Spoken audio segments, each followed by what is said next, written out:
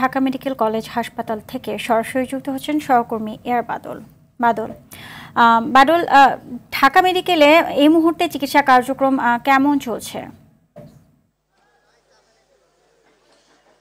সুজানা, যেটি শুনছিলেন সংবাদে যে বহির্বিভাগ বন্ধ রয়েছে, জরুরি বিভাগের চিকিৎসা সেবা কার্যক্রম অব্যাহত রয়েছে এবং আমরা দেখতে পাচ্ছি যে আইন শৃঙ্খলা রক্ষাকারী বাহিনীর সদস্যরা রয়েছে, সেনাবাহিনী, বিজিবি, র্যাব, তারা রয়েছেন নিরাপত্তার দায়িত্বে। যে ইন্টার্ন চিকিৎসকরা 4টি দাবি জানিয়েছিলেন, তার মধ্যে 2টি দাবি ইতিমধ্যে বাস্তবায়ন করা হয়েছে।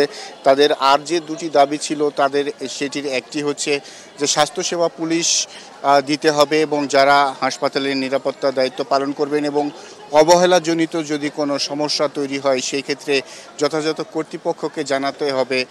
চিকিৎসার অবহেলায় যদি কারো মৃত্যু হয় সেই বিষয়টি কর্তৃপক্ষের মাধ্যমে এই যদি কোনো চিকিৎসক দায়ী থাকে তাদের বিরুদ্ধে ব্যবস্থা নেওয়া হবে, সেই বিষয়টি তারা জানিয়েছেন। এরকম সরাসরি এসে যে কেউ হাসপাতালের ভিতরে প্রবেশ করে চিকিৎসকদের গায়ে হাত উঠাবে এই ধরনের যেন পরিস্থিতি তৈরি না হয় সেই বিষয়টি তারা বলছেন। এখানে রোগীর স্বজনরা ক্ষোভ প্রকাশ করছেন যে আসলে চিকিৎসা সেবা নিয়ে কর্মবিরতি এটি একটি আসলেই দুর্ভাগ্যজনক অবস্থা। তারা চাচ্ছেন যে জরুরিভাবে যেন বহির্বিভাগ খুলে দেওয়া হয় এবং সকল স্বাস্থ্যসেবা নিশ্চিত করা হয়। যাদের আগে থেকে অপারেশন ছিল বা চিকিৎসক দেখানোর যে ডেটগুলো ছিল সেগুলো কার্যক্রম কিছুটা ব্যাহত হওয়ায় ক্ষোভ জানিয়েছেন রোগীর স্বজনরা।